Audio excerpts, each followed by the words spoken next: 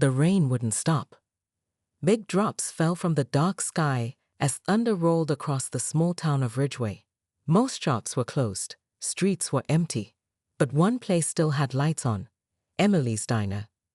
Emily stood behind the counter, wiping the same glass for the 5th time. She was tired. Business had been slow, like most nights lately. Still, she kept the doors open for anyone who might need food, coffee, or comfort. It was past midnight when the door creaked open. A man stepped inside, soaking wet. He wore a leather jacket, helmet in one hand, and mud on his boots. His skin was dark, and his eyes looked heavy, like he had seen too much of the world. Emily looked up. Their eyes met for a second. The stranger gave a polite nod. "Sorry to bother you, ma'am." She smiled gently. "No bother. Take a seat. Want coffee?" "Yes, please," he said, voice low but calm. As Emily poured him a hot cup, she noticed the man was alone. No car outside, just a motorcycle parked near the diner sign. Rain dripped from his jacket onto the floor. "You on a long ride?" she asked. "Yeah," he said, warming his hands on the mug. "Been riding 2 days straight. Just needed a break." She nodded. "Well, you're welcome to rest here as long as you need." He looked surprised. "Thank you. Not everyone's this kind." Emily chuckled. "Well, not everyone runs a 24-hour diner either." They both smiled. But just 10 minutes later, everything changed.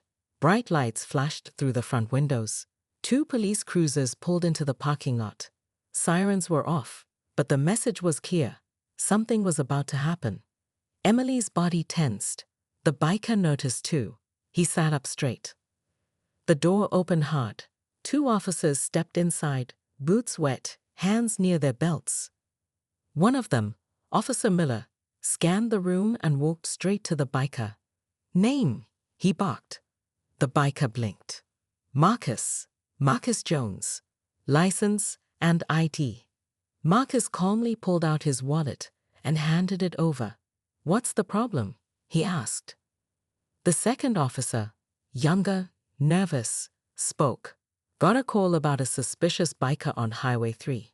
You fit the description. I've just been riding," Marcus said. "Didn't stop anywhere but here." Emily stepped in. "He's done nothing wrong," she said, voice firm. "He came in for coffee. That's it." Officer Miller ignored her. "You got any warrants, Marcus?" "No, sir. We'll see about that." Emily's heart pounded. She had seen this look before, not just from cops, but from anyone who thought power gave them the right to push someone down. She moved closer. "Officers, I run this place. He's my customer. And right now, he's under my roof." The officer turned to her. "Madam, this doesn't concern you." Emily didn't move. "It does now." There was a long, cold silence. Rain tapped harder against the windows. The diner felt smaller, tighter. Officer Miller stared at Emily for a moment, then at Marcus. He handed the ID back. "Watch yourself, son." And just like that, they left. Marcus exhaled. Emily did too. He looked at her, surprised. "Why'd you do that?" She shrugged. "Because right is right, and you didn't deserve that." He was quiet for a while, then said softly, "People usually look the other way." Emily looked out the window where the police cars had disappeared. "Well, I'm not people." She brought him a warm plate of food, eggs, toast, and hash browns. "You don't have to," he started. "I want to," she said. "No charge." Marcus smiled, a real smile this time. As he ate, he asked, "You always this brave?" Emily looked down. "Not always. But tonight, it felt like I had to be." It was almost 3 a.m. when she offered him the back booth to rest. "The diner stays quiet this time of night," she said. "You're safe here." Marcus thanked her and closed his eyes, jacket as his pillow. Emily dimmed the lights and sat behind the counter again. But she couldn't sleep. Her thoughts raced. What if the cops came back? What if someone else saw what happened? This was a small town. People talked, and not everyone liked when someone stood up. As she sat in the silence, the wind howled outside. She didn't know it yet. But the next morning, her diner wouldn't be quiet. It would be surrounded. The clock showed 5:45 am. Emily stood by the kitchen sink, staring out the back window. The sky was still dark, but she could see the first signs of dawn. She hadn't slept, not even a minute. Marcus was still asleep in the back booth, his jacket over his chest. His helmet sat on the table beside him. The diner was silent, but Emily's heart wasn't. Her mind kept going back to the night before. The way the officer looked at Marcus, the way he reached near his belt, the way Emily stepped between them without thinking. Was that bravery? Or was it just instinct? She wiped down the counter again. Her hands were shaking just a little. She didn't want Marcus to see. The truth was, she was scared. This was a small town. Ridgeway had rules, quiet rules, unspoken ones. People were polite on the outside but cold underneath, and they didn't like trouble, especially not trouble that looked like Marcus. At 6:10 am, Emily turned on the coffee machine. She moved like normal, making fresh eggs, flipping pancakes, but her eyes kept drifting to the window. Every passing truck made her flinch. What if those officers came back? What if they told others? What if someone posted her name online? Suddenly, there was movement. Marcus sat up, blinking as the morning light peeked through the window. "Morning," Emily said softly. He gave a tired smile. "Morning. You sleep okay?" "Yeah, better than a rest stop." Emily placed a hot mug in front of him. "Coffee's on the house." Again. He sipped it and looked around. "Thanks for letting me stay, Emily. I mean it." She nodded. "No need to thank me. You needed help. That's all." But Marcus could see something in her face. Worry. "You okay?" he asked. Emily hesitated, then looked out the window. "No," she whispered. "Something's not right." And then, they heard it. Engines, several. Marcus stood and moved toward the window. Emily followed. Outside, 3 pickup trucks parked across the road. 5 men stepped out. One of them, a heavy-set man in a baseball cap, stared directly at the diner. He pointed. Another truck pulled in beside them. Emily's breath caught in her throat. Marcus stepped back. "Looks like trouble." Emily whispered. "They must have heard." He turned to her. "I should go. I don't want to bring more heat on you." But Emily shook her head quickly. "No, you didn't do anything wrong. You're staying." Marcus looked unsure. They might not care about that. Emily's voice became firm. "Then let them hear this. I'm not afraid of people who think kindness is weakness." She walked to the front door and locked it, just in case. Minutes later, a loud knock echoed through the diner. Emily stood still. Another knock, harder this time. Then a shout from outside. "Let's talk, diner lady. We saw what happened last night." Emily looked at Marcus. "Stay low." She cracked open the door and stepped halfway out. The man in the cap grinned. "You really let that fella stay here, huh? After what the police said?" Emily stared at him.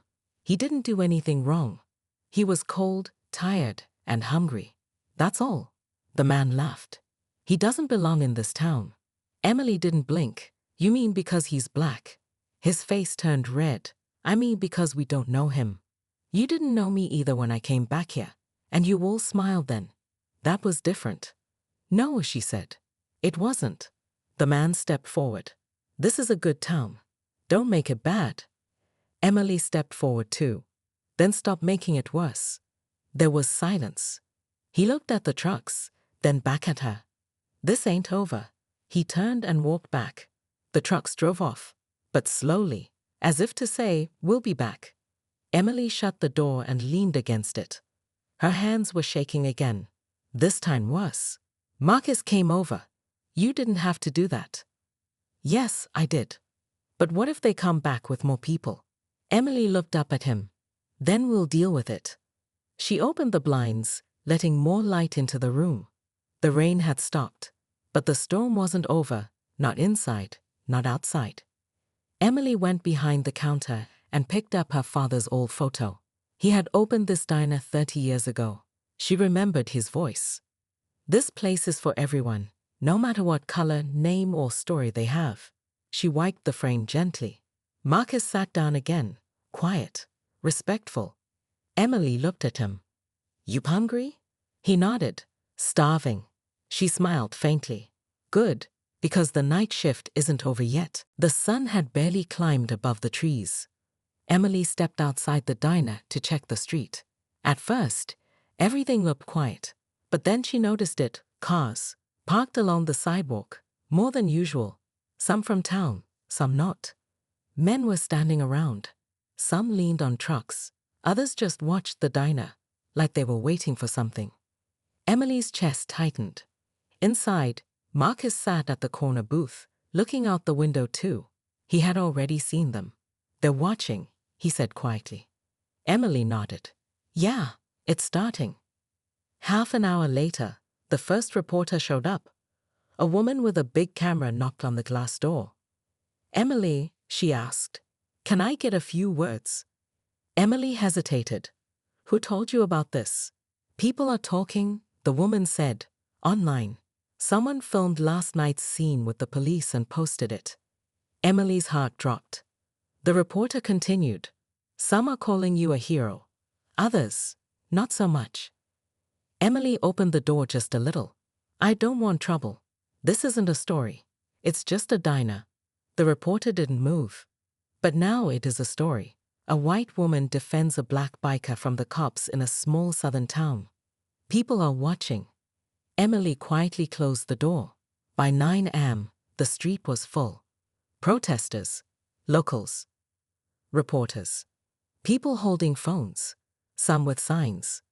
One group shouted, support Emily. Another shouted back, this ain't her town anymore.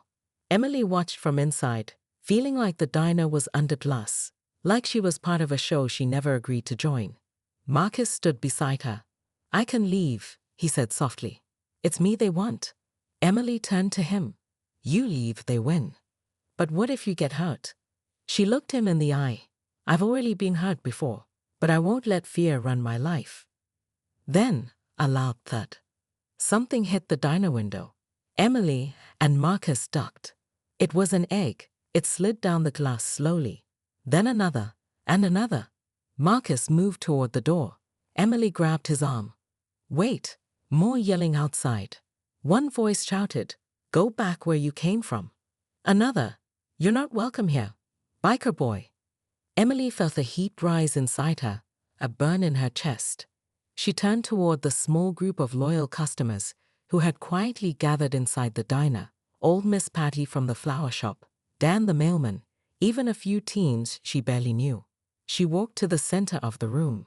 They want to scare us, she said. They want us to stop being decent people. But this diner is mine, and I decide what it stands for.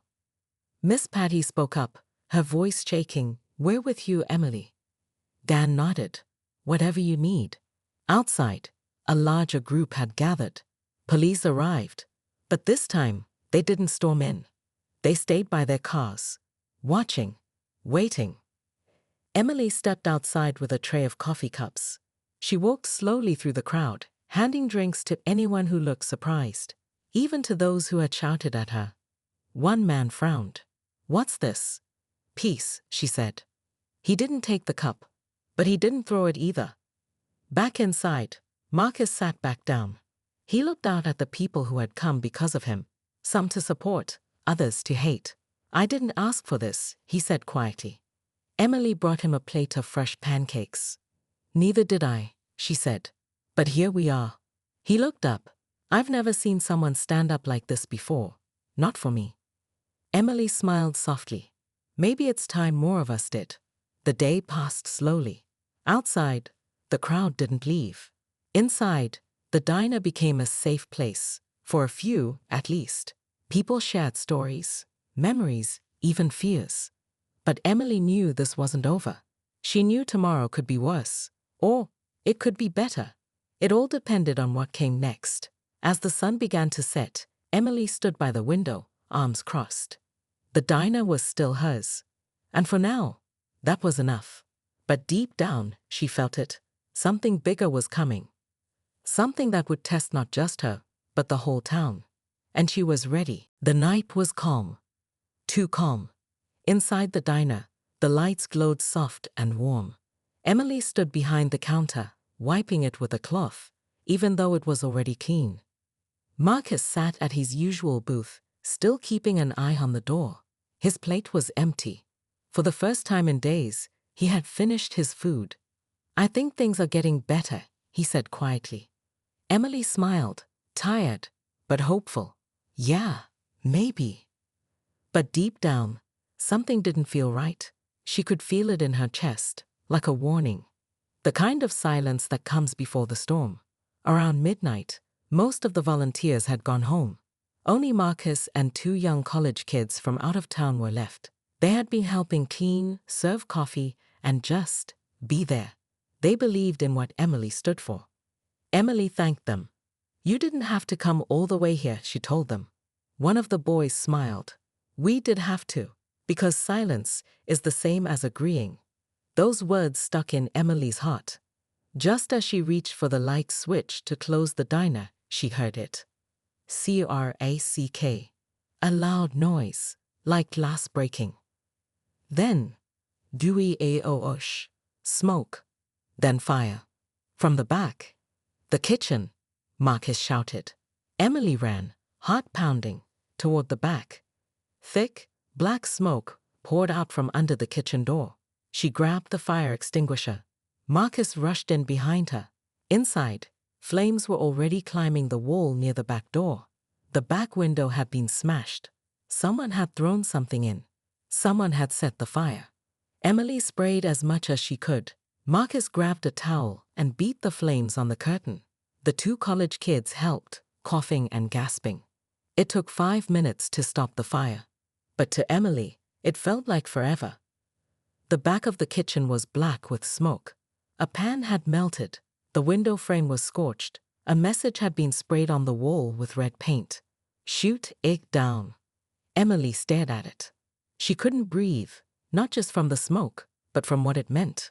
Someone hadn't just wanted her scared. Someone wanted her gone. The police came. They asked the usual questions, took pictures, wrote notes. But when Emily asked, "Will you catch them?" one officer just looked away. "We'll do our best," he mumbled. She knew what that meant. Nothing. After they left, Emily sat on a stool, her face in her hands. Her hands were shaking. Marcus came over, holding a wet towel for her to breathe through. "You okay?" She nodded slowly. I can't believe someone did this." Marcus sat beside her. "I can." She looked at him. He continued, "You stood up. In a place where silence is the rule, that scares people. I didn't want to be a symbol. I know, but now you are." In the morning, the news spread fast. People started showing up again, some to help, some to stare, and some to whisper, "Good." That place was asking for trouble. Emily stood in front of the diner, black smoke stains still on her apron, and faced them all. "I'm not closing," she said aloud, even though no one asked. "They want to scare me, but I'm still here." A woman in the crowd clapped slowly, then another person, then more. But others turned and walked away. Later, a man in a leather jacket approached her. He looked rough, like someone who had seen a lot. "You don't know me," he said, "but I rode with Marcus a long time ago." Emily tilted her head. "Are you a biker?" "Used to be. I heard what you did." He handed her a folded piece of paper. Inside was a hand-drawn map. "Some of us are coming," he said, "to stand beside you. Not in front. Not behind. Beside." Then he walked away. Emily held the map tightly. She didn't know what would happen next. But something was coming. Not hate this time. Help. And that meant something bigger than fear was finally arriving. She walked back inside the diner, past the burned kitchen door, past the ashes. She stood behind the counter again and took a deep breath. Her voice was soft but steady. "Let them come. This diner's open." It started with a low rumble. At first, people thought it was thunder, but the sky was clear. Emily stood at the front of the diner, a dish towel in her hands. The sound grew louder, stronger, like a wave rolling in from far away. Marcus stood beside her. He smiled a little. "They're here." Emily stepped outside. Down the road, a long line of motorcycles appeared, black, red, silver, shining under the morning sun. One by one, they rolled into town. People on the sidewalk stopped to stare. Some backed away. Some whispered. Some took out their phones. The bikes didn't stop at the gas station. They didn't stop at the diner's edge. They came straight to Emily's diner. There were more than 30 bikers. Men, women, all kinds of faces. Some had gray in their beards. Some had deep scars. But they all had the same expression, calm, strong, and ready.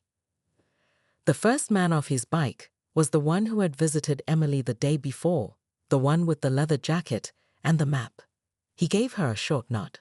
"We said we'd come," he said, "and we don't back down." Emily felt tears rise in her eyes, but she held them back. "Why are you helping me?" she asked. He looked her straight in the eye. "Because you helped one of us, and you did it when no one else would." Marcus walked out and gave a few of the bikers tight hugs. There were smiles, handshakes, quiet words full of respect. Inside the diner, things changed fast. The bikers weren't loud or wild. They were polite. They helped carry supplies. One woman cleaned the burned kitchen wall. Another man fixed the broken window. They didn't ask for free food. They didn't ask for thanks. They just worked. One older biker with a patch that read "Doc" brought in a box full of canned goods. "Some of these guys don't talk much," he said, "but their hearts are louder than any engine." Emily smiled for the first time that day. Word spread again. But this time, it wasn't just about a fire. It was about bikers, a whole group, coming to protect a diner and a woman they'd never met. More people came by. Some were curious. Some brought food. Some just watched. A few angry faces returned too. People who didn't like the attention, or the message, or the change. But they didn't step forward. Not with all the bikers standing guard like silent protectors. That afternoon, Emily made a fresh batch of her famous peach pie. She brought slices to each of the bikers sitting outside. "Thank you," she said to each one. Some nodded. Some smiled. One man said, "It's the best pie I've ever had." They all knew it wasn't just about the pie. It was about respect. Later that day, a local reporter showed up. She had a camera and a notebook. "I want to tell your story," she said. Emily paused. "What if it makes things worse?" The reporter answered, "Sometimes the truth has to make noise." Emily looked around at the bikers, at Marcus, at her little diner with its burned kitchen and tired walls. She nodded. "Okay, let's tell it right."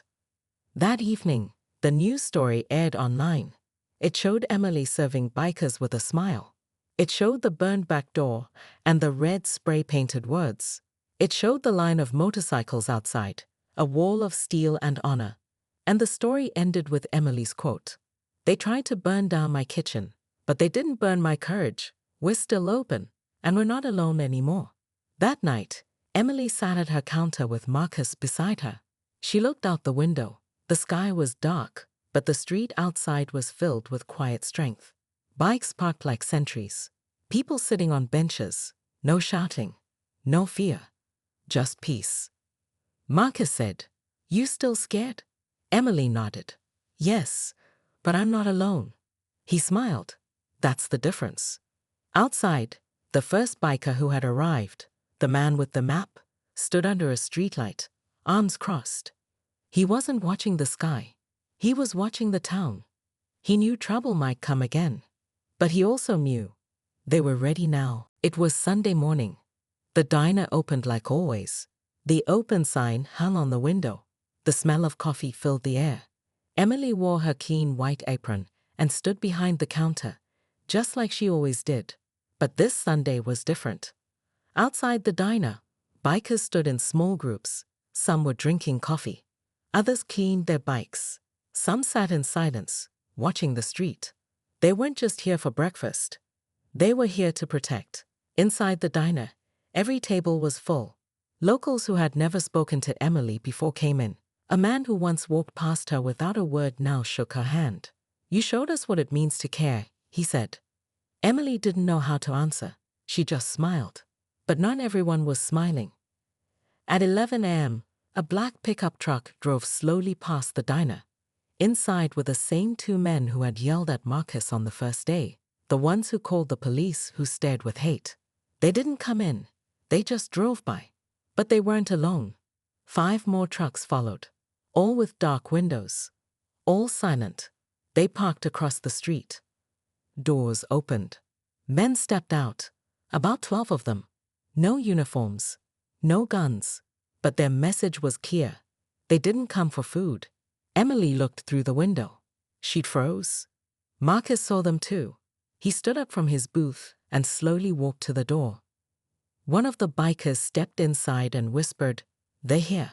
The ones who don't want you open." Emily's heart raced. "Should we call the police?" she asked. Marcus looked at her. "Emily, they might not help, but we're here, and we won't let anything happen to you." The men outside crossed the street. Slow, calm, angry. They stopped in front of the diner. But before they could enter, a line of bikers stepped forward. 7 of them, shoulder to shoulder, silent. They didn't raise fists. They didn't shout. They just stood. One of the men from the truck stepped forward. He was tall, bald, and had cold eyes. "This place doesn't belong here," he said. One biker stepped up. It was the man with the map, the one who first spoke to Emily. "It belongs to her," he said, "and it belongs to anyone who wants peace." She helped someone who didn't belong. The man snapped. The biker replied calmly, "No one gets to decide who belongs based on color. Not anymore." The two groups stood face to face. A long silence. The men from the trucks waited for the bikers to move. But the bikers didn't move. Behind them, inside the diner, Emily stepped out. She walked forward slowly. Her apron was stained with pie filling. Her hands shook, but her voice was strong. "If you came to scare me," she said, "you're too late." The bald man stared at her. "Be smart, lady," he said. "Things can get messy." Emily didn't blink. "They already did, and we cleaned it up. Together." Behind the trucks, more people began to gather. Locals, old women, teenagers, workers, teachers. They weren't holding weapons. They weren't part of any group. But they stood behind the bikers and behind Emily. The bald man looked around. He saw he was outnumbered, outmatched, and out of time. He turned without a word, walked back to his truck, and drove off. The other trucks followed. No cheers, no shouting, just quiet and strength. Later, inside the diner, people clapped softly for Emily. Some hugged her. Some left money on the tables without eating anything. Marcus sat quietly, sipping coffee. Emily brought him another piece of pie. He looked at her and smiled. "You didn't back down."